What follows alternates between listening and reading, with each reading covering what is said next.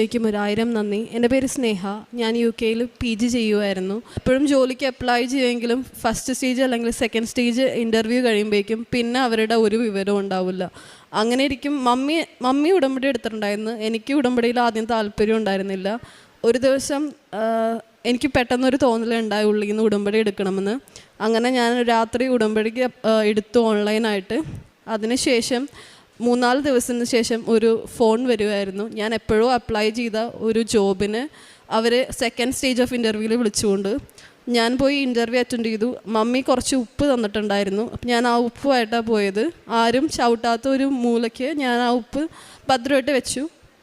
അത് കഴിഞ്ഞ് അന്ന് വൈകിട്ട് തന്നെ അവർ വിളിച്ചു പറഞ്ഞു, അവർ ജോബ് ഓഫർ ചെയ്തു, വിസ എല്ലാം ശരിയാക്കി തരാമെന്ന് പറഞ്ഞു. അങ്ങനെ അവിടെ നിയമങ്ങൾ മാറുന്നതിന് മുന്നേ തന്നെ എൻ്റെ വിസയുടെ ആപ്ലിക്കേഷൻ എനിക്ക് സബ്മിറ്റ് ചെയ്യാൻ പറ്റി. എനിക്ക് വിസയും ലഭിച്ചു. ഞാനിപ്പോൾ ആ വിസയിലാണ് ഞാൻ തിരിച്ച് വീട്ടിൽ വന്നേക്കുന്നത്. ഞാൻ മാതാവിനോട് അന്ന് പറഞ്ഞിട്ടുണ്ടായിരുന്നു കുടുംബസമേതം ഞാൻ ജപമാല റാലിയിൽ കൂടിക്കോളാം എന്ന്. അതിനുവേണ്ടി വന്നതായിരുന്നു ഞാൻ.